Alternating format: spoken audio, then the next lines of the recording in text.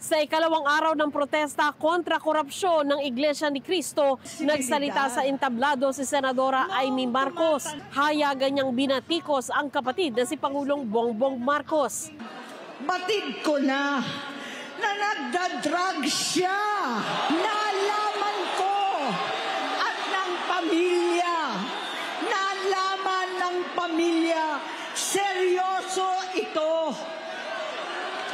Minsan, kami ng Presidential Guard at Metro Gompa ang naglilinis tuwing nagpa-party po sila.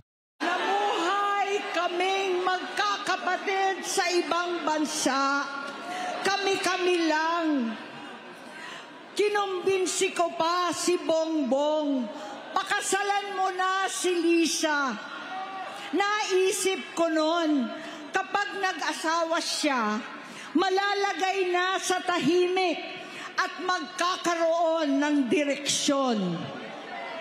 Ang laki ng pagkakamali ko. Mas lumala ang kanyang pagkalulong sa droga. Dahil parehas pala silang mag-asawa. Noong 2016, kasabay ng kampanya ni dating Pangulong Duterte laban sa droga, lumabas ang pangalan ni Bongbong sa listahan. Nakasama siya sa listahan ng mga celebrities.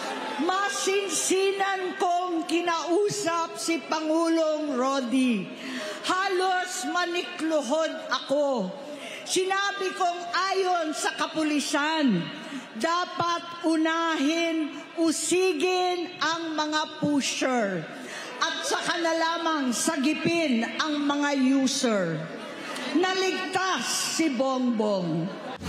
Si Palace Press Officer Undersecretary Claire Castro iginiit na walang basehan ang mga aligasyon ni Senador Amy. Alam naman natin na nagkaroon na ng drug test nung pangbago mangampanya ang ating Pangulo.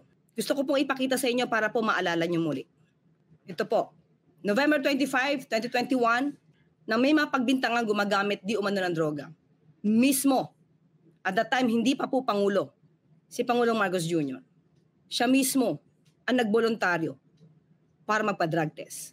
At sinasabi po sa drug test na to ay negatibo. Ano ang dahilan ng desperadong galawan ni Senator Amy Marcos laban sa sarili niyang kapatid at pati kay First Lady?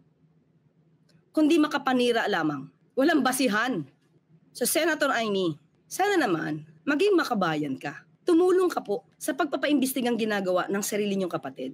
Tuligsain na lahat ang mga korap. Huwag niyo pong kampihan, huwag niyong itago. Hayaan natin magtrabaho ang Pangulong Marcos Jr. para masawata lahat itong korupsyon na to. Pinabulaanan ni House Majority Leader at Ilocos Norte 1st District Representative Sandro Marcos ang mga akusasyon ng kanyang tiyahin na si Senadora Amy Marcos sa amang si Pangulong Bongbong Marcos at First Lady Lisa Araneta Marcos kaugnay sa iligal na droga. Sabi ng Presidential Son, nakalulungkot na bumaba sa ganitong punto ang senadora para lang sa anya ay kanyang political ambition. Lahat daw ng akusasyon ng senadora ay walang basehan, walang katotohanan at walang magandang idudulot sa bayan. Masakit daw para sa kongresista na itinakwil ni Senadora Marcos ang kanilang pamilya. Hindi raw ito asal ng isang tunay na kapatid.